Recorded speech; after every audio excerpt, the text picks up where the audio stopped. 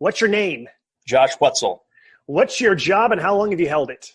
I'm the radio announcer for the Rochester Red Wings, and I've held it since the 2003 season. On your Twitter bio, you asked the question, how'd you call that one? What's the story behind that? That comes from Stan and Stu Clyburn, the former manager and pitching coach brother combo that the Red Wings had for a few years, and they would say that phrase to me, how'd you call that one?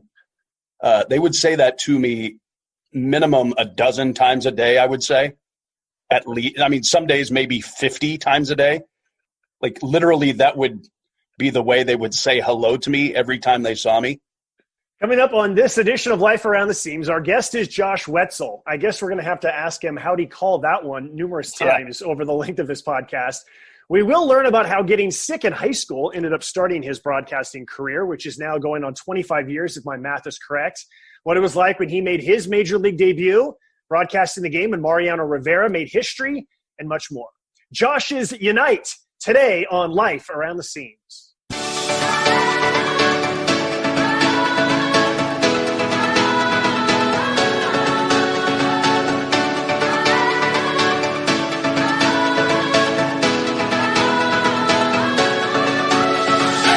Former Major League pitcher Jim Bouton once wrote, "You spend a good piece of your life gripping a baseball, and in the end, it turns out it was the other way around all the time." Welcome to Life Around the Seams, a podcast about baseball people who have interesting stories from between the lines, and sometimes even more interesting stories outside the lines. Here's your host, Josh Sushan.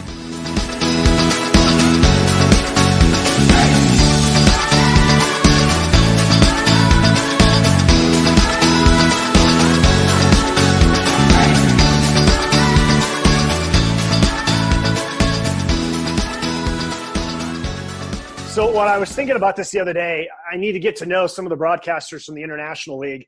Most people listening to this podcast don't know this, but for my mom and the others, there's two different Triple-A leagues. I'm in the Pacific Coast League. Josh Whetzel is in the International League. And other than the All-Star game and the one-game national championship game, we never crossed paths, and I wanted to change that. And so I asked Tim Haggerty who I should get from the International League, who'd be a good radio guy to get, and he gave me like 10 names, and then he finally got around to you.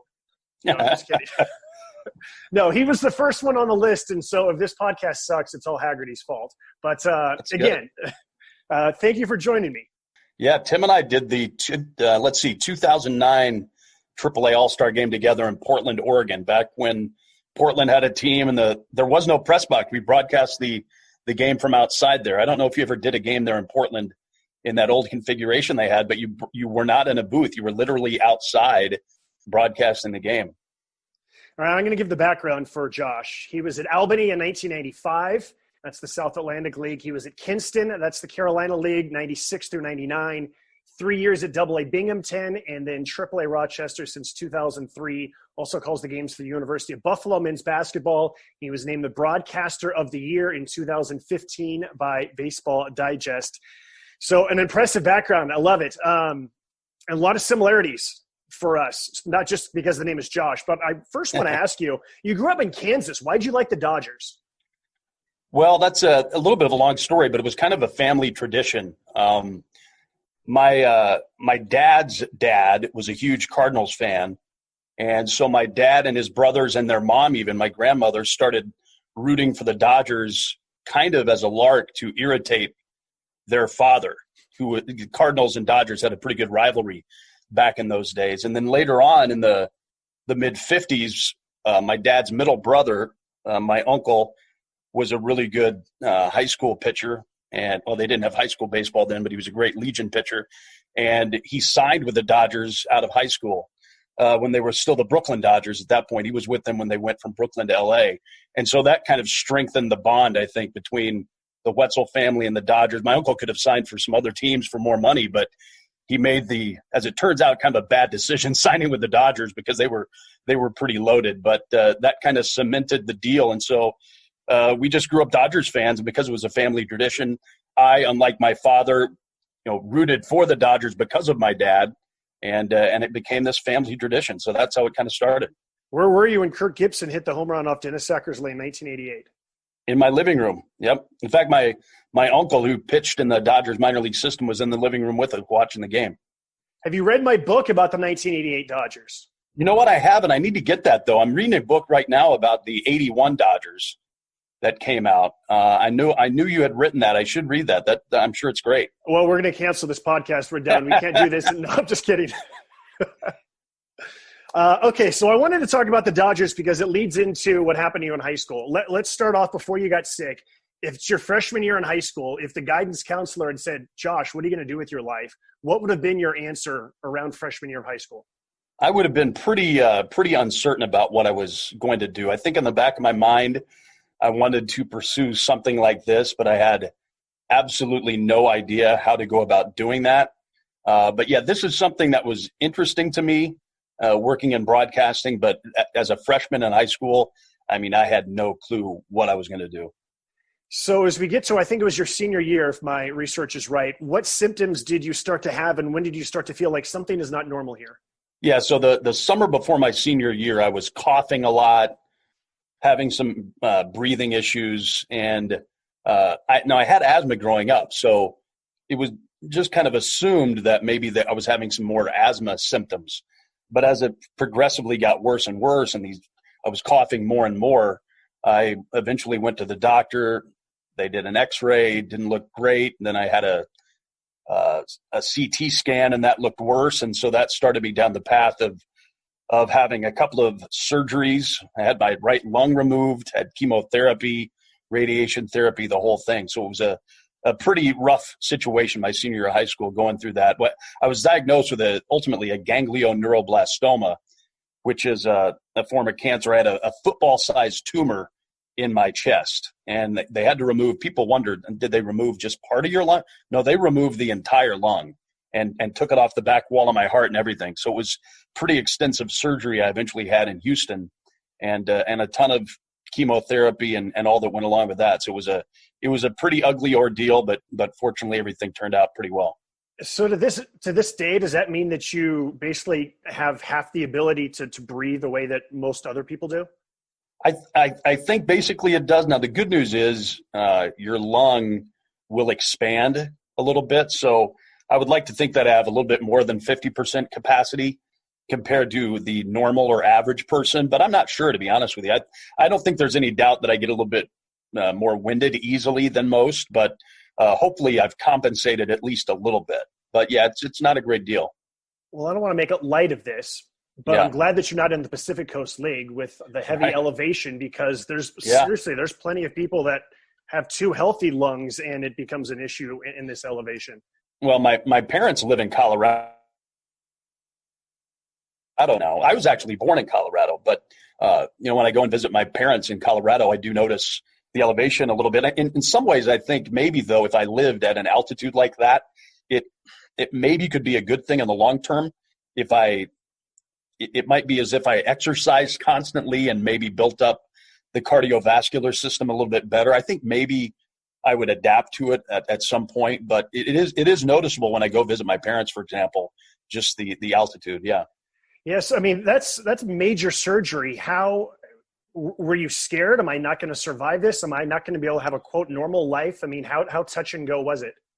Yeah. Well, I think it was pretty touch and go, but honestly, I don't remember some of my emotions in terms of that real well. I think I have a little bit of PTSD about it, to be honest with you. I didn't think of it in that way for a long time, but I really do think I have a little bit of that. I don't remember some stuff that you would think I should remember, but I just think I kind of blocked a lot of it out. But it was a pretty frightening deal. I know, at one point, one of the scariest things after the tumor before the tumor was removed, they were giving me some experimental chemotherapies that didn't even have names. They had numbers, and I had an allergic reaction to one, and I stopped breathing. That was actually during the '89 World Series. So they gave it to me in the ICU because they said there was a minuscule chance something like that could happen. Well, sure enough, it happened, and I stopped breathing, like completely went out, but they were there and they jumped into action and were able to start my breathing all over again. So then, we waited another month or so to continue the treatments, and they gave me a cousin of that chemotherapy treatment, which again had a number to it. And they said, well, nobody who's ever had an allergic reaction to the first one has ever had an allergic reaction to the second one until me. The same thing happened again. And I stopped breathing once more due to an allergic reaction to this chemotherapy drug. And that time I didn't pass out, which was even scarier. So I was aware of everything that was going on. That was something out of a nightmare. But, they were able to shoot me full of adrenaline and get me breathing again. Do you stop getting these experimental chemotherapies at this point? Did they finally find one that works or what? No, at that point, they're like, I think that might have been the point. They said, we're going to have to shoot you with a lot of radiation. Like this, we're going to stop with this chemotherapy stuff. And then they gave me a bunch of rounds of radiation therapy. And then eventually we found a doctor in Houston that thought he could remove it. And because most of the doctors, I was getting second and third opinions, that sort of thing. And eventually we found a doctor in Houston that thought he could actually remove it, and he did. And so that basically saved my life. So I've read that there is an organization called the Dream Factory, and some of your high school classmates contacted them, told them your story. Who are these classmates, and how did they go about finding the Dream Factory and making this thing occur? Well, I grew up in a small town in Kansas, and so I had about 120 people probably in my high school class, and we all knew everybody. We all grew up together, and 2 or 3 of the individuals in my high school class, I don't know how they saw. Well, actually, I take that back. I think they discovered Dream Factory because Dream Factory had a really good association with one of the TV stations in Kansas City, and we got the Kansas City TV stations in my hometown. So I think they saw something on the news concerning the Dream Factory from Kansas City, and so they contacted the Dream Factory, and everybody I grew up with knew I was a huge Dodgers fan. And they orchestrated this trip to Los Angeles in 1990 to go see a couple of Dodgers games and meet some of the players. So who'd you meet? Vin, Tommy, players? Who'd you all meet? Yeah. Well, Tim Belcher was the one that showed us around. So we went into the clubhouse and met virtually everybody. We went to Lasorda's office, the famous office with, all the autographed photos and everything. And met almost everyone on the team at that point, went up to the press box, met Vin Scully and Don Drysdale, and then saw 2 or 3 games while we were out there. It was a pretty crazy experience, and it led to some good things. I'm wearing my Vin Scully microphone shirt for you today. There you go. Which people are not going to be able to see on the podcast, but I wanted you to see it. So did you tell Vin, I'm going to take your job one day, old man? No, but I did get his autograph. I assume I have that autograph somewhere. It must be at my parents' house. I don't know if I got it on a ball or if I got it on, a piece of paper. Here's how big of a Dodgers fan I was. Belcher's introducing us to everybody, and I knew who everybody was just looking at them. And Belcher, I think, introduced us to the trainer, Bill Bueller, who, he'd been the Dodger trainer forever. I got the trainer's autograph. I was asking the trainer for an autograph. The trainers never get asked for autographs. What other photos or mementos do you have from that trip to Los Angeles?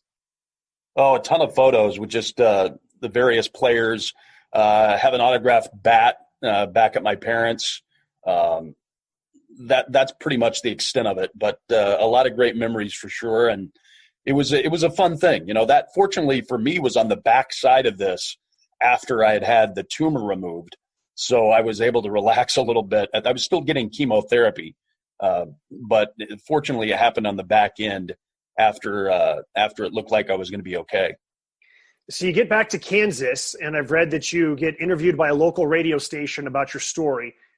How did they find out about the story, and what comes next?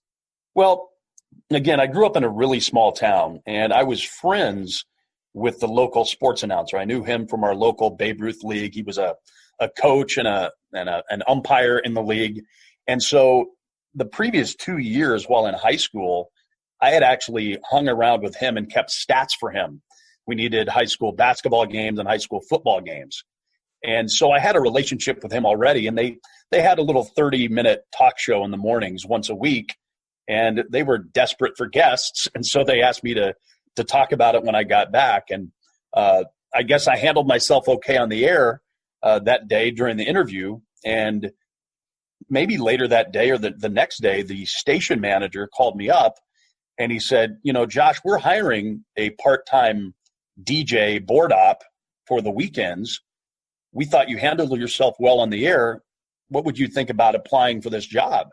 And that kind of gave me the in, because I wasn't the sort of person that was going to, call someone up and ask for a job. That just wasn't in my personality, really. I was interested in broadcasting, but again, I had no idea how I was going to do it.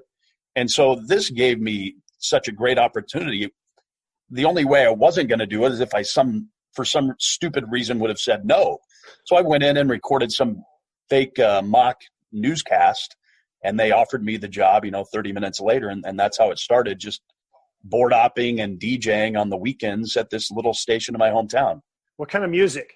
What was the format? It was adult contemporary, Okay. And this was during, this radio station, we had the carts, we were playing 45s. We even, we had to queue up the 33s occasionally too. This was a bare bones type of operation, but it was good training, and it really gave me a leg up when I got to University of Kansas a couple of years later, because the other students that I was in classes with, they had no experience working at a student radio station, let alone a commercial radio station. And I had done a lot of stuff on the air the previous two years at that point. So it really gave me a leg up on getting some opportunities that a lot of other kids at that time were not able to get. How good were you, and be honest, about you start to play a song and you talk over it and then you finish your thought just as the lyrics begin? Hit the post. Ramping. I was pretty good. I got to be pretty good at it, I think. Yeah. I think, I really enjoyed being a DJ. I think I would, if it wasn't for the sports side of things, I would have probably pursued something like that. I had fun with it.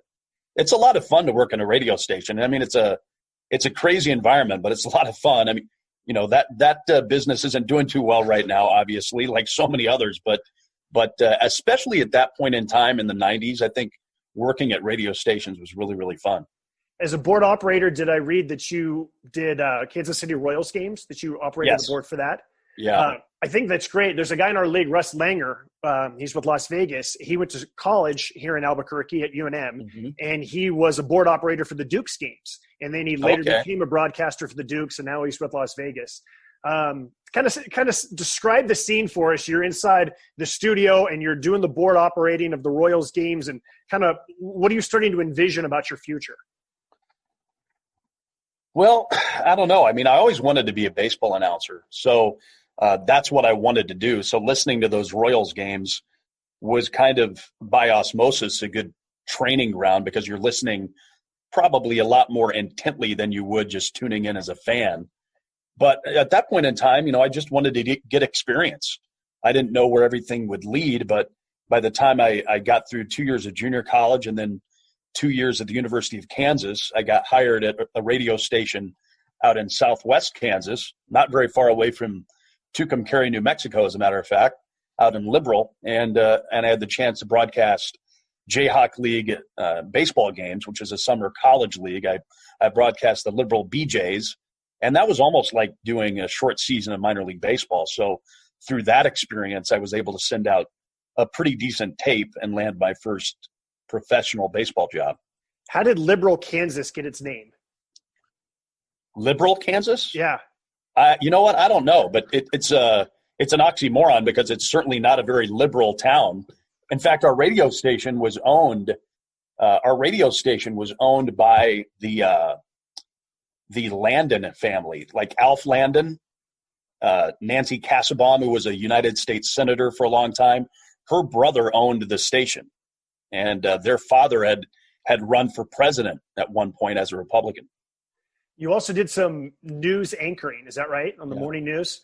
Yeah, I was the morning news guy / high school sports / BJ's announcer. What was your favorite news story that you covered during that year or so? None of them really. And, I didn't Here's the thing. I should have enjoyed that a lot more because it's actually pretty fun. We worked the radio station I worked at was a really good radio station. We had a great sound. We had a cool morning show that I would jump in on. It was a really good radio station, but I so desperately wanted to do professional baseball. That was my sole focus, that I didn't enjoy that aspect of the job nearly as much as I should have.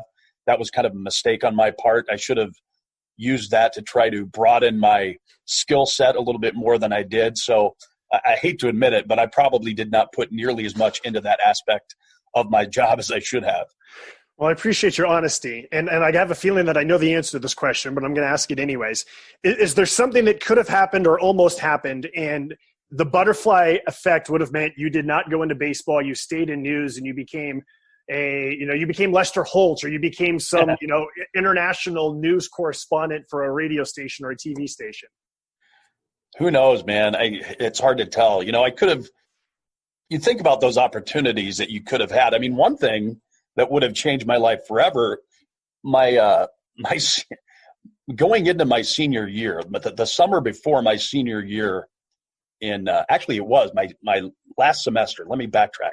My last semester in college, I had to take something like 18 or 21 hours to graduate on time.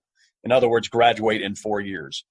And the way it worked in Kansas, I had to have a class that qualified in two different categories. Like, it had to be a history class, but also a non-Western civilization class. And pretty much the only class I could take to get me those hours was some sort of ancient Japanese history class. And after a couple of classes, I couldn't figure out any way I was going to be able to pass this class. So I called my parents and said, look, I think I'm going to drop this class and just graduate, after the summer. And they said, well, why don't you just stick it out? If you fail, who cares, right? And so that's what I did. And I somehow managed to pass the class and graduate on time. If I had dropped the class as I was planning on, I would have had to go to summer school and then graduate later. I never would have gotten that job in Liberal, wouldn't have gotten the job in Albany, Georgia. I mean, it would have changed my career completely. So it's funny how that stuff works. For the first job in affiliated ball, Albany Polecats, 1995 Expos, South Atlantic League. By any chance, do you remember what you wrote in the cover letter or anything about the inning that you sent on your demo tape in order to get the job? No, I really don't. It was a BJ's game, from the Jayhawk League. It might have been the NBC World Series, which was a big, big deal at that point. I'm sure I have that cassette somewhere, but I don't have any clue. I went to the winter meetings. I shouldn't even admit this, but I told my boss in Liberal that I was going to visit my uncle in Dallas, which was true. I had an uncle in Dallas at the time, but the winter meetings were in Dallas. So I went to the winter meeting. My aunt and uncle weren't even in town. I stayed at their place, but I went to the winter meetings to interview with a couple of teams and didn't get a job. Then I left Dallas and drove to Wichita and interviewed for a news and sports job at a radio station in Wichita. Mike Kennedy, who still does Wichita State Shockers basketball games, was the guy who interviewed me. The job would have been mine if I wanted to get it, but it wasn't going to be much play-by-play, so I turned it down and went back to Liberal. And then subsequently, somehow this Albany job opened up. It was going to be – here's a nugget for you, Josh. It was going to be Steve Selby's job. Really? Steve Selby had – well, I take that back. Steve had moved to Albany when Albany first got a team. He was going to be the Albany Polecats' first announcer. But before that season began, he got a job in Huntsville, Alabama. And so Steve never actually broadcast a game in Albany. They wound up having to hire somebody else. But when I started in Albany, Steve still worked and lived in Albany in the off season. And he worked at the radio station our games were on. And so I talked to Steve when I first got there. And I didn't know what I was getting into. And I don't think I did a great job probably that first year, because I sent Steve my stuff later on. He's like, wow, you've really gotten a lot better from when you were in Albany. I must not have impressed him very much in 1995. For people who don't know, Steve Selby is currently the broadcaster for the Memphis Redbirds. He's been in Memphis for a long time. He's a great dude who's in the Pacific Coast League. Does a great job. Yeah, he's so smooth. He's just smooth as can be. I don't think he's ever been flustered on the air once in his life. He's just smooth. Yeah, he's fantastic. He's such a great example of how tough this job. I mean, because he's a major league caliber announcer in my mind. There's no question about it. And he's been doing Triple-A baseball for a long, long time. But you could put him in a major league broadcast booth right now, and he's not going to miss a beat. Yeah, totally agree. 100%, no doubt about it. I was looking at the roster for Albany in '95, and there's quite a few future major leaguers. Brad Fuller, Hiram Boca Chica, Javier Vasquez, a few others. But then there's the Hall of Famer, Vladimir Guerrero, first full season of professional baseball. Must have been age 18 or 19. Tell us about your memories of Vlad. Well, he was a sensational player. One of the things I remember is just how great his arm was. Albany had a really big ballpark, and the fence on top of that was something like 18 or 20 feet high. I don't know why they had such a high fence, but Vlad would stand behind first base, and guys would dare him, and he would throw the ball from the first base line over the fence in left field, which is a pretty insane throw. I'm sure if the Expos management at the time had seen him do that, they would have freaked out. But Vladimir, didn't really speak any English. My Spanish was virtually non-existent, and it became very apparent early on that he was the best prospect on the team, and so he was a popular interview target for reporters.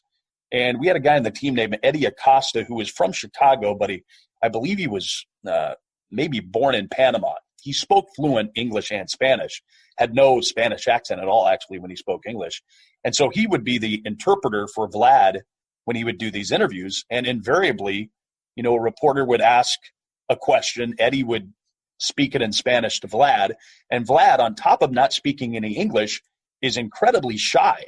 So his response would be, 3 or 4 words, and then Eddie would turn around and in English talk for 2 minutes to the reporter in response. And that happened constantly. I mean, it was comical. Oh, I love it. Yeah. I mean, even to this day, Vlad Sr. has always been very shy and very little English. Yeah. What are some of your other just memories of the South Atlantic League in 1995? It was super hot, I'll tell you that. I mean, really hot. Now, when I got that job, I'd really never been east of the Mississippi River. So all of that was really new to me. But again, I had no clue what I was getting into for the most part getting that job. But as it turns out, that Albany team was absolutely loaded, as you mentioned. I think there was something like 12 or 14 players on that team that eventually played at least a little bit in the major leagues, which is an incredible number from a South Atlantic League team. And yet the team finished something like 20 games under 500. But they were, I think, the youngest team in the league. They had really bad defense. They had a first-round pick of the Expos named Chris Schwab, who didn't really pan out. But because he was a first-round pick, the Expos had our manager bat him second every day because they wanted him to get extra at-bats. And so Aram Boca Chica would lead off a game and get on base, and then Chris Schwab would strike out. So it would kind of mess up the first inning right away. That happened a lot. But the South Atlantic League that year was really, really loaded with talent. I think if you go back and look over the last 25 years of the South Atlantic League, I would be surprised if there's another season where they've had the talent that was in the league as in 1995. I mean, every team pretty much had a guy, at least one guy who spent significant time in the major leagues, and there were some superstars in there. Vlad Guerrero was not the only one. I mean, just up the road in Macon, Andrew Jones was considered the best prospect in all of baseball. So it was a pretty good introduction to minor league baseball just from a standpoint of talent. But it was hot, man. It was it was a really, really hot year. I remember that. Favorite ballpark in the Sally League? The favorite, let me think here. And while you think, I'm gonna kind of stall for you and explain that sometimes a favorite ballpark is because the ballpark itself, and sometimes it's because of the city, and sometimes it's because it's a nice big press box, or because you don't have to hear the other broadcaster, or there's air conditioning in the press box. Yeah. So there's a lot of different reasons why something can be a favorite ballpark. And Charleston, South Carolina was the best town, and they were in the same division as Albany, so we went there a lot, which was fun. I just got a chance to go back there this winter, or actually this fall, for the first time since then. doing the Charleston Classic basketball tournament. And it was a lot of fun to think about how much that city has changed. But I think Charleston was certainly the best town. There were some hot situations in the South. I remember I pretty much passed out in the Columbia, South Carolina press box one time, and the general manager of the team noticed, and that guy's struggling over there. And to his credit, he made sure his staff went and got me a fan, because I was close to passing out in the press box. It would get that hot. It was, look, it's always going to be hot in the South Atlantic League. And I think if you go back and look, 1995 was hotter than normal. But none of the ballparks in that league, as I remember, stood out as much. There were a lot of older ballparks in that league at that time. Certainly when I moved to the Carolina League the next year, Durham's ballpark stood out. It's a beautiful ballpark, and it had just been built at that point. It felt like going to the big leagues when you did games in Durham when I was in the Carolina League. So if my research is right, 1 year in Albany, and then that team gets sold and moved to Delmarva. And now how do you get informed that you're out of a job? Yeah, so about a month ago in the season, my general manager, Mike Cardemus, who's a great dude, he got us all together. And he's like, look, man, the team got sold. We're all going to have to get new gigs. And so I got on the phone with my advisor from college, Tom Hedrick, a guy who literally wrote the book on sports broadcasting. And I'm like, Tom, I don't have a job. So he lined up a job at a radio station in Fairbury, Nebraska for me. So I had a job lined up. As soon as the season ended in Albany, literally a day later, I was driving back to the Midwest and getting ready to start this job in Fairbury, Nebraska. But I was sending out baseball tapes, hoping to land a job somewhere. And it was, the domino effect. Jim Rosenhaus got a job in Buffalo from Wilmington, Delaware. Bob McElligott, who had been in Kinston, got the job in Wilmington because he considered that a step up from Kinston. And so the job in Kinston opened up. So I sent a tape to North Johnson, the general manager, and eventually he decided to hire me. I'm looking at the roster of Kinston, and so many names come to mind because my first job out of college was with the Watertown Indians in upstate New York. And so that's the Indians organization. And so a lot of those players who I had in 96, guys like John McDonald and Danny Peoples and Dennis Conradi, Troy Kent, William Martinez, Paul Rigdon, all these guys. Oh, I remember all those guys. Yeah. But tell me first about Johnny Mack. I loved him. Oh. The shortstop, he was just a magician with the glove. People that didn't see him play shortstop, how good was he? Yeah. Like, he was amazing defensively at shortstop. To this day, he made some of the best plays I think I've ever seen at shortstop when he was in Kinston. Didn't have the body type. You wouldn't think of him as being a sensational defensive shortstop, but I think maybe the best hands of any shortstop that I've seen this side of Omar Vizquel. Just incredible. He was amazing. Yeah. And then Marco Scutero was his double play partner one year, it looked like. Yeah, we were loaded. The three of the four teams in Kinston were absolutely amazing. It's shocking that none of those teams won a league title. No team I've ever worked for has won a league title, so perhaps it's me. I don't know. The only rings I've ever gotten were due to basketball. But three of those four teams in Kinston were stacked. And really, some of the biggest memories I have from Kinston are from Russell Branyan, who, would hit tape measure home runs. The power Russell Branyan possessed was really top of the scale. And so a lot of the memories are of home runs that he hit when he was there. But those teams were all really, really good. You also had a guy by the name of Heath Hayes. Now, Heath went to San Diego State when I did. We called him Homer and Heath in the Daily Aztec because of all his home runs. Apparently he got converted to catcher, which I just realized last night. I know it's kind of a random question. Most people don't care about Heath Hayes, but I do because I went to college with him. You got any Heath Hayes memories? He was good. I remember that. Did he get to the big leagues at all? I don't think so. I think he came just short. I would have predicted that he would have played in the big leagues because he was good. I think he probably hit 20 or so home runs the year he was in Kinston. He was new to catching, as you mentioned, but I think he was coming along pretty well. But Cleveland was loaded at that point. They were so good. He's a good example of somebody, that maybe with another organization would have had a better opportunity to get to the big leagues because, if you're a guy that's not going to have a long major league career, it becomes about opportunity. And I think, Heath was probably just in an organization that had maybe a little bit too much talent. So 4 years in Kinston, at what point do you think, all right, not to be cocky, but I'm good at this. I can do this. I'm kind of a baseball lifer. Was there a time during the Kinston years, or was it later when you realized I can do this? I probably thought that when I was in junior college.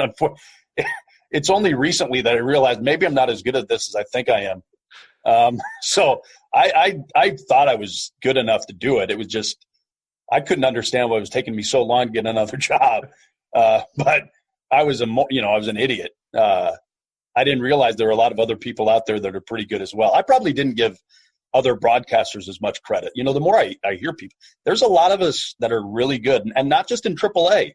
There are a lot of broadcasters in minor league baseball that, again, like Steve Selby, you could put him in the big leagues right now. Nobody is going to think anything about it. They'll just sound like they belong. And that's what makes this business so tough, because there's so many of us that do pretty good jobs. So with that in mind, was there ever a time, and we're going to start talking about Binghamton and Rochester as well, when you started to think, maybe it's just not going to happen. Maybe I got to try something else. Maybe there's something else out there for me. Or was it always like, nope, I'm sticking with baseball. I'm sticking with broadcasting.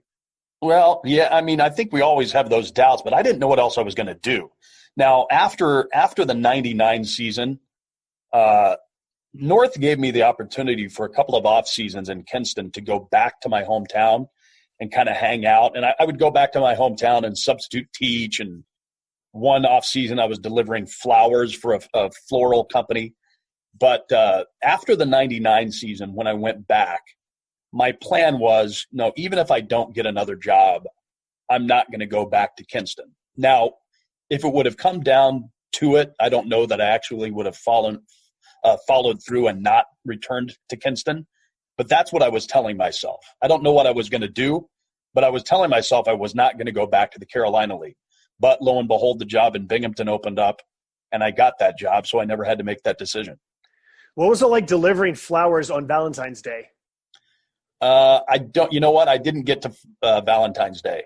I was already back in Kinston by the time Valentine's Day rolled around, but the job delivering flowers was pretty fun. I just drove around in a van all day listening to music and dropping flowers off. It was really a pretty fun deal. Binghamton is about 3 hours north of New York City. But nonetheless, I'm pretty sure the minor league baseball season was over. Maybe the Eastern League playoffs are going on. But what are your memories of 9/11? We were painting the bathrooms at the ballpark. Yeah. That's the ultimate minor league story. Yeah, it was shortly after the season. We did not make the playoffs that year. And our front office was painting the ballpark. And I was literally in one of the bathrooms there in the grandstand painting the wall when somebody came in and hey, maybe we need to go check out the TV. Wow. Yeah. Where'd you live in Binghamton? I rented a house with two other guys, and we had an in-the-ground swimming pool in the backyard. Our total rent when I moved in was $600. And then a year after that, they bumped it up to $700. So I lived in a house with an in-the-ground swimming pool, and I personally was paying like $230 a month for rent. That is awesome. Yeah, it was pretty sweet. That was pretty sweet. Yeah. What should I know about the Eastern League that I don't know about the Eastern League? I don't want to say anything that's going to get me in trouble with the state of Connecticut, but I don't have a lot of fond memories of the state of Connecticut. Wow. When I got to that league, New Haven, Connecticut was still in the league. They played at Old Yale Field. That was a terrible place. New Britain had a nice ballpark, but the broadcasting situation was bad. You stayed at a terrible hotel. Norwich was awful. It was just, and unfortunately they were in our division. So we went to Connecticut constantly to play those three teams. But it's also a long way to Portland, Maine from wherever you're going there from. But Portland is a great city. Portland was a lot of fun to go up there. But I enjoyed my time in Binghamton. A lot of people in New York State, and now I've lived here for a long time, look down their noses at Binghamton for some reason. I had a lot of fun the 3 years I was in Binghamton. I'd constantly tell people that. Now, some of it was probably because I had such a good living arrangement in Binghamton, but it's a fun town. I really enjoyed my time there, and I worked with some great people. Yeah, and the Mets were good during that time. Obviously, they went to the World Series in 2000, and they were also a team that had a lot of excellent players in the minor leagues. I'm looking through the rosters of those, and it looked like you guys were stacked as well there. Who were some of the how much of a trickle-down effect was there from the Mets going to the World Series in 2000 down to Double-A? Not as much probably as there would be now, I don't think. I do remember Alex Escobar was the big prospect we had in 2000. And I remember that they actually called him up from Double-A for some reason one time. I think Norfolk was on the road, or they maybe had some thunderstorms in Norfolk. They wanted to call up a Triple-A outfielder, but for whatever reason, they couldn't call up whoever it was, Benny Agbayani or whoever. And so they told Alex Escobar to start driving to New York City, but don't tell anybody. Well, I made the mistake when one of the reporters, it might have been Scott Lauber, as a matter of fact, who now covers the Phillies. Scott Lauber was in Binghamton as our beat writer. And I think Scott said, why isn't Alex Escobar in the lineup today? I said, oh, well, he's going down to New York in case he needs to get called up. Well, they didn't need to call him up. They got a flight for that Triple-A outfielder. They called up Escobar and told him to turn around and drive back to Binghamton. And I got reamed by my boss for revealing that Alex was on his way to the big leagues, because he'd never been to the big leagues before. It didn't seem like that big of a deal to me, but that wasn't a cool thing apparently to do. But one of the things that stands out to me most of all is Brian Cole. Brian Cole, I think, would have been a perennial Major League All-Star. And he came up to Binghamton.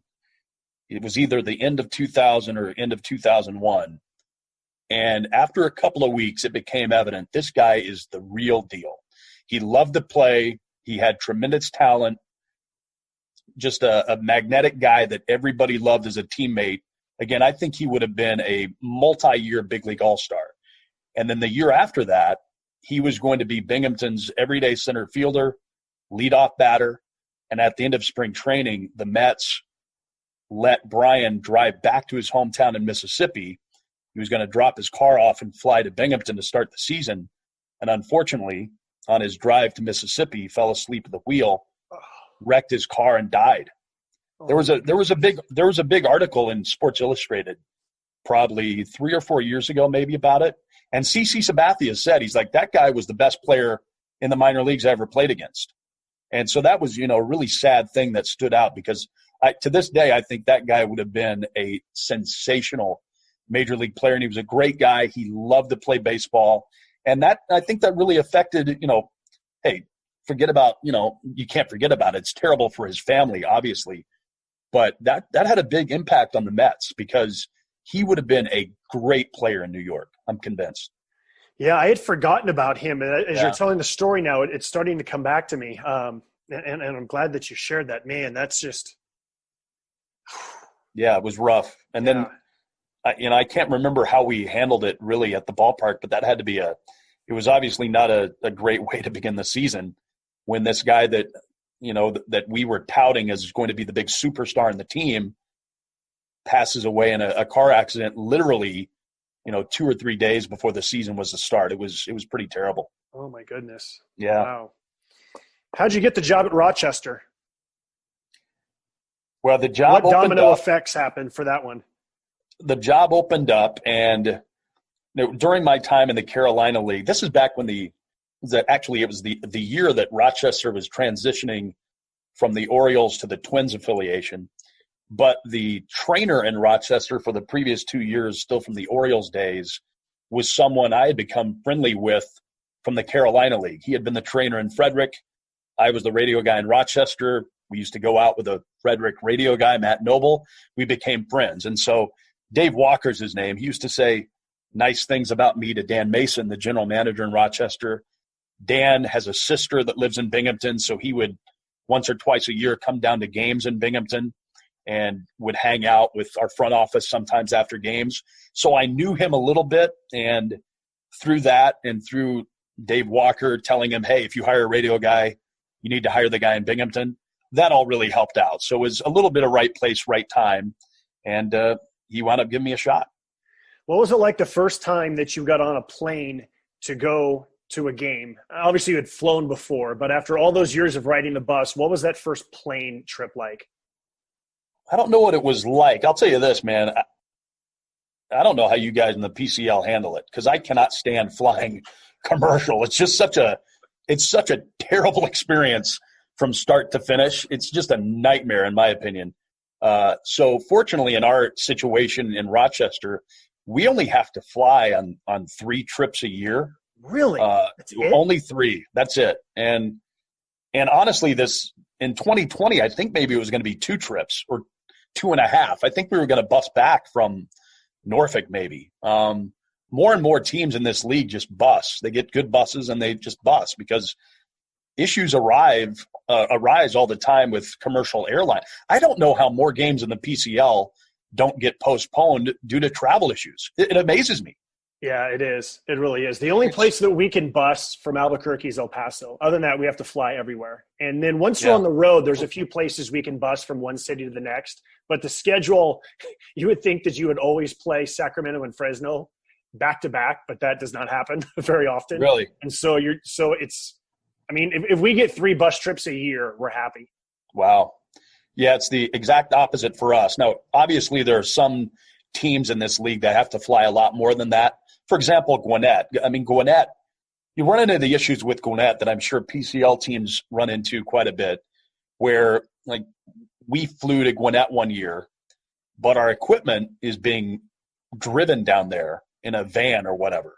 Well, the van got caught up in some traffic somewhere and didn't arrive late. And so we had to start the game an hour late. Our guys had to wear uniforms and undergarments that had not been washed. It was a disgusting situation. But that happens, once or twice a year with Gwinnett because they're kind of out on an island a little bit in this league. And, I remember my first year here, we were flying back from somewhere on the road and had some travel issues. And it was a Friday night. The Red Wings were playing Columbus at the time. Columbus was still a Yankees affiliate. Jose Contreras was a big deal. He was making a rehab start for Columbus, and we were going to have, 11,000 people that night at Frontier Field. Well, the flights get delayed. We finally land at about what would have been game time. So they had delayed the game at the ballpark. So we pull up in the buses right in front of the ballpark. There's, 500 people standing right outside the ballpark, and they create this gap for the team to walk through to get into the stadium, push the game back an hour, and then play ball. That was one of the travel memories I had from that first year. Yeah, I'm with you. I don't know how it doesn't happen more often than PCL. We seem like we have so many close calls where you're thinking that's going to happen. But yeah, there's once or twice a year that something like that happens where you either don't think you're going to play or you arrive just as the game's about to start or a couple hours before or something like that. We've had a lot of those. Tell me about 2011 when you made your major league debut. How did that come together? Who told you? Well, the Twins had a game rained out in New York in April. And instead of playing a doubleheader, they decided to make it up on a mutual off day in September. So the Twins were going to fly in from Minnesota, play one game at Yankee Stadium, and then turn around and fly back to Minnesota on what would have been an off day. And instead of having Dan Gladden make that trip for just the one game, the director of broadcasting for the Twins at the time, Kevin Smith, wanted to know if I would like to do the game. Sure, absolutely. So I think I paid for my flight down. I flew down there instead of driving, but I flew down the night before the game, and then they put me up in the Grand Hyatt there and did the game the next day. It was an afternoon game, and then that was it. It was a blast, And when I found out probably a month or two beforehand that they were going to have me do that game,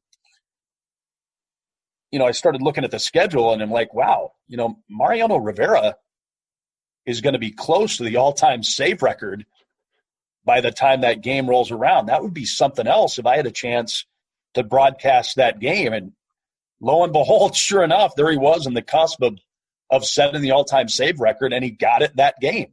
Now, I wasn't on the call at the tail end. John Gordon was, but it worked out just like I kind of wondered if it would when I first found out I was doing the game. After all the times that you've interviewed players about going to the major leagues, you talked to them, when you were at Yankee Stadium that day, certainly there's a lot of players on the Twins that knew you from your time in Rochester. What were some of those conversations like with those guys where it's kind of the other way around? Well, the unfortunate thing is that it was a day game. And so, as you know, on day games, everything gets compressed. And especially on a day like this, where the Twins were they flew in late the night before, turn around, play a day game, and they're flying out. So they didn't get to the ballpark as early as they normally would have. It was almost the major league version of show and go. And so I didn't get as much of a chance. They didn't take batting practice, for example. I didn't get a chance to stand around the cage and talk to guys. But I did, see some people before the game in the clubhouse. They actually had me do the manager interview with Ron Gardenhire, whose son Toby was playing for us at that time in Rochester. So Gardy knew who I was. And so that's one of the things that really sticks out. Were you nervous? Or how long did it take before the butterflies went away and it became like any other game? Yeah, I would love to say that I wasn't nervous, but I was pretty nervous. And it really didn't stop until the end of the game. And that's why I wish it would have been part of a series, because I think I did an okay job in that game, but I think I would have done a much better job had there been a game 2. But it was, it's a one-game deal, just in and out. And so that's how it worked. But I think I did an okay job. But I was a little bit nervous for sure. Did that game justify all the years in the minor leagues? Was it? I think getting hired to be a full-time broadcaster in the big league would justify it. One game doesn't justify it to me. No, I totally agree. No, with you it's got to be a full-time gig. It's not quite like a player, I don't think. Yeah, I can definitely relate. Yeah, for sure. In 2015, Ballpark Digest named you the Broadcaster of the Year. I know you don't get a car. Do you get a plaque? Do you get a certificate? Do you get a free dinner? What do you get? Yeah, they got me there is a plaque. I don't know where it is, actually, but I should know where it is. Is that it?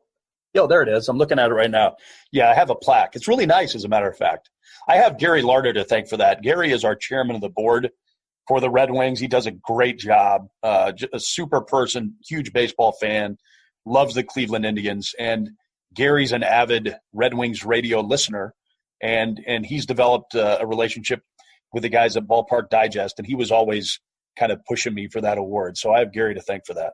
Yeah, that's really cool. I mean, I probably shouldn't have made light of it, but tell me what that honor means to you. As we know, there's so many people who are really, really good in this industry. Yeah, it's nice. I'm thankful that I got it. Let's face it, it looks good on a resume too, right? A lot of people don't know any better about stuff like that, so it looks good. So that's always nice as well. So any publicity you get of that kind, I think, is a positive, and I thought they did a really good job with it. Had a nice article accompanying the award, so it was good. Did you get another fill-in too? Was it 2017? I've done some spring training games. Okay. Even before the game in New York, I had done an inning in Toronto one time when the Twins were playing the Blue Jays. So I had been on the air in the big leagues even before 2011, but that's the only regular season full game that I've done. But I've done several spring training big league games, most recently 2 or 3 years ago, and that was a really good experience too. That was a lot of fun. Do you save your rejection letters or your rejection emails? I save some of them. I wish I had started the routine of saving all of them, but I just have not been very organized as far as doing that. But it would be, I think, kind of interesting to look back and see those now. But a lot of times, especially as of probably 2 or 3 years ago, when I would get something like that, be 5 or 6 swear words, rip it up, throw it away. So yeah, I don't really do that much anymore. I asked because we've had a lot of time these days, and so I was going through a whole bunch of old stuff, and apparently I used to keep my rejection letters from the early 90s or the mid-90s, And now I guess it's more emails, or they just don't even respond to you. And so I just found it humorous that I kept them. And it made me wonder how many other people keep their rejection letters no matter what their industry is. Right. I think, certain people would use it as something to really motivate them. Certainly Michael Jordan, as we found out, would use that as a big motivating tactic. I'm more the type, unfortunately, where it would just depress me more than anything else, I think. So probably just getting rid of the evidence is better for my own mental health. All right. Some big picture questions for you. When do you get most romantic about baseball? That's a good question. I don't know. I like all of it, to be honest with you. As far, I enjoy going on the road when I get up in the morning and just start my prep routine.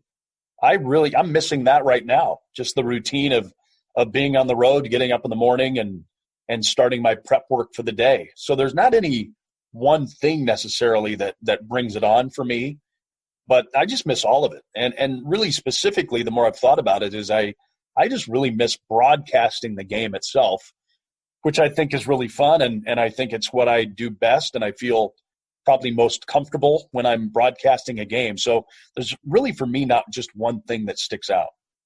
You met Vin Scully in high school. Did you ever get a chance to meet him again? Yeah, I met him. I've met him one or two other times. I went to a Cardinals game, was it a Dodgers game? Yeah, it had to be. It was a Dodgers-Cardinals game in St. Louis a few years after that, and got up to the press box and visited with him very, very briefly. But I've never had any sort of long conversation with him, unfortunately. Did you tell him about your story in high school and how you were out there? I think I did, yeah. I think I did. Okay. I remember I had more of an interaction in that particular instance with Don Drysdale. I somehow wound up in their booth, but I think Vin was busy doing something, and it was more a 3 or 4 minute conversation with Don Drysdale, I believe. Approximately how many years have you worked solo, and how many years have you worked with a partner?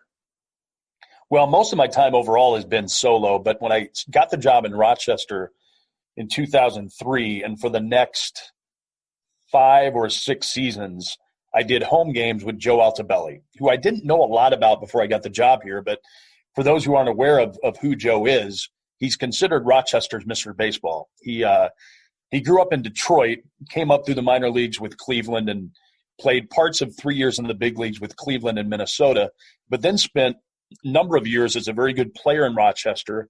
During that time, moved his family here, and then later managed the Red Wings for, 6 years. And they were probably about as good of a 6-year run as the franchise has ever had. Won a couple of league titles during that time, managed a lot of great players in what was a tremendous era for the Orioles. And then later, he was the general manager for the Red Wings, helping them get the new stadium built. After that, he transitioned to doing radio broadcast, and it was really a lot of fun doing games with him. The other day was just his 88th birthday, as a matter of fact. And as someone who really is into baseball history a lot, it was fun to talk to Joe about some of these guys that I've just read about or heard about, and he actually knew. That was really, really cool. Love that story. Love that story a lot. And he's a big reason that the movie Bull Durham came to be. Really? Because Joe Altobelli managed Ron Shelton for 3 or 4 years in the minor leagues. Ron Shelton wrote and directed the movie Bull Durham. He played for the Red Wings in 1971, and in 1963 or 4, something like that, maybe 62. Anyway, the Orioles had roomed Joe Altobelli with Steve Dalkowski, the left-handed flamethrower who just passed away. A lot of people consider him to be the hardest-throwing pitcher of all time. The Orioles had roomed Alto with Dalkowski because they thought Alto, as a veteran, would be able to settle Dalkowski down a little bit. It didn't work, obviously. But flash forward a few years, and Alto's managing Ron Shelton and that bunch, and he would tell stories about Dalkowski. And that gave Shelton the idea for the Crash Davis-Nuke LaLoosh relationship that is at the center of Bull Durham. Oh my goodness, I love this. I never knew this. I thought I knew everything about Bull Durham, but I did not know this. So, it's really good, yeah. And yeah, we inducted Ron Shelton into the Red Wings Hall of Fame a couple of years ago, and he came to town for a couple of nights. In fact, we did a screening of the movie Bull Durham at the George Eastman House, and then he did a Q&A afterwards. It was really fascinating. I bet. Wow. Yeah, it was great. That's so cool. Who would be your dream analyst? Whether you want to do baseball or basketball or both, who would be your dream analyst to work with?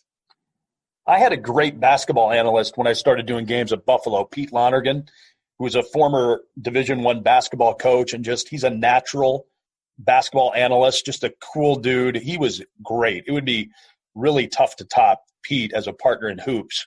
As far as baseball goes, I tell you what, a guy who's just kind of starting his broadcasting journey right now as a former player is Trevor Plouffe, Southern California guy. And Trevor played for us parts of, 4 or 5 years in Rochester and is now doing some media broadcasting stuff. And I think he has a chance to be really, really good. So he brings a unique perspective to it. And I think he has a very bright future as far as being an analyst in baseball broadcasting is concerned, if he wants to continue to pursue that.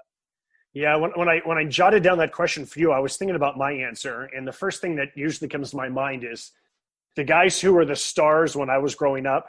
And so, I'm from the Oakland area. And so I think of doing a game with Dennis Eckersley, or doing a game with Dave Stewart, or somebody like that is the guys that immediately came to mind for me. A guy that I think is now pretty good that I never thought would be good is Justin Morneau, who played in Rochester in 03 and 04 and was really quiet and just didn't seem like the type of person that would ever even maybe want to stay in baseball after he finished playing. But over the last couple of years now, Morneau has started to do more and more TV analyst work for the Twins, and he does a really good job. And quite frankly, I'm surprised by it, but he keeps getting better and better, and I think he's going to get more and more opportunities to do bigger things if he decides to keep pursuing it. Now that you mentioned him, we did a winter caravan here with the Rockies, and Morneau was one of the guys who came down, and it was like a town hall thing that I hosted. And I remember that his answers were good. I remember saying hello to him, and I wasn't quite sure how much he was going to be able to talk and how much it was going to hard to be to get stuff out of him. But then once people in the audience started asking questions, he was actually really good and insightful. Yeah, he gives you really good content. I'm surprised by it, but he's a lot different than he was when he was a young ball player. He came through here when he was 21, 22 years old and, liked to party off the field and that type of stuff as 21 and 22-year-olds will. And a couple of years after, he had a difficult time kind of transitioning into the clubhouse atmosphere in the big leagues. And I think guys like Torrey Hunter and players of that ilk really got to him when he was in the big leagues. And he kind of changed his attitude, and it really changed his whole career around. And he grew up tremendously from the time he was a Triple-A rookie to the time he was 3 or 4 years into his big league career. He really grew up a lot and became just a stud major league player, and unfortunately had the concussion issues, which cut his career short. He might be, maybe just wrapping up his career right now. Yeah, that's really sad. I've been trying to think about other times that baseball stopped being played due to non-baseball things. In the PCO, we have some hurricanes every once in a while. There'd be like floods in the Midwest. Is there any other times that baseball has stopped around you due to unforeseen circumstances that come to mind? Well, the first game I ever did in Triple-A with the Red Wings was in Syracuse, and a winter storm started to come through in the middle of the game, and it started like freezing rain. And by the end of the game, guys' caps literally had ice on their caps. And that precipitated, I think, 6 days in a row of us getting postponed due to bad weather. So I did my first Triple-A game, and then we had 6 days off after that. But, yeah, outside of weather situations, it's really tough for me to think of anything, or there have been one or two travel issues that have caused problems, again, due to flights. But, yeah, nothing jumps out right away. Yeah, I mean, I remember 9/11. We've had other small delays. There was a warehouse fire in Fresno just behind the ballpark, and we had to start an hour or two late. And there were some fires that came to New Mexico, and I wasn't here yet, but I've read about it, where they turned a night game into a day game because the weather was going to get worse, and travel related stuff. And yeah, I mean, hurricanes that ended the PCL playoffs one year and different things like that. We had a deal in Liberal when I was doing the BJ's games just out of college. The big fireworks show in Liberal was the 4th of July after a BJ's game. And we had a doubleheader for some reason on the 4th of July. And I'm promoting the big fireworks display after the doubleheader throughout game one. And probably in like the 6th inning of the first game, the general manager of the team rushes into our press box, which was not really a press box, but rushes in there and he says, "Hey, Josh, stop promoting the fireworks show." I'm like, "Okay, what's the deal?" Like, somebody stole the fireworks. No! So the fireworks had been in like the clubhouse area and somebody stole them. So the big fire, and we had a huge crowd that night because the city's fireworks show was going to happen after the game. But some kids stole the fireworks, and Southwest Kansas is extremely flat. Like literally the county directly north of Liberal, I think, and I'm not sure how they figure this out, but it's the flattest county in America. But these guys, whoever stole the fireworks, drove 20 miles outside of town somewhere and started shooting off these fireworks. Well, it's pretty easy for the Seward County Sheriff Department to find them when they did that, So they got busted. But yeah, the town's 4th of July fireworks display was stolen during the doubleheader. I can only imagine the poor public address announcer saying this to the crowd and then the booing that must have taken place. Yeah, it was a nightmare. That was that was a mess. They used to play their games at this old county fairgrounds racetrack. Like they would have dirt. The field was in the middle of a dirt stock car track. So it was literally like 120 feet from home plate to the backstop. So guys would score from second base on wild pitches all the time. But the booth, the press box, looked like one of those roadside fireworks stands just perched on top of the roof. And it was frightening up there because every day in Liberal, the wind blows like 20, 30 miles an hour. You could literally feel the thing shake. In fact, one time on an off day, this press box blew off the roof and landed on the stock car track. But I was doing a game there one time, and there weren't windows. There were just these big boards that covered up the blank space where the window would be. So when you got there to do a game, you'd unlatch the bottom of the board, pull it up, and latch it on the roof. So I'm doing a game, and the front hinges had rusted out. They broke in the middle of an inning, and the board swings down and hit me right in the head while I'm broadcasting the game. Lucky it didn't knock me out. Ripped my headset off. It was, just that type of stuff would happen all the time. It was crazy. That's wild. I always worry about that in Sacramento. I look up a lot. It's like that, but it's not rusted. Sacramento's got a great ballpark, but I look up there a lot during games, just wondering, is this where it's going to end? Right in the middle of a broadcast, this thing breaks. And really? He had a good run, but he got killed by by the window in the press box. I almost had my hand taken off by the windows in Norfolk a couple of years ago. Please tell that story. Well, they just had these super heavy windows that the latch on them had broken. And so in my case, I would literally have to stand on the table and use my legs to lift up the window. And then they had a wooden stick that you would wedge between the bottom of the window and the bottom of it to keep the window open. And then at the end of the game, you'd pull that stick out and make sure that the window didn't hit your hand or whatever when it slammed back down.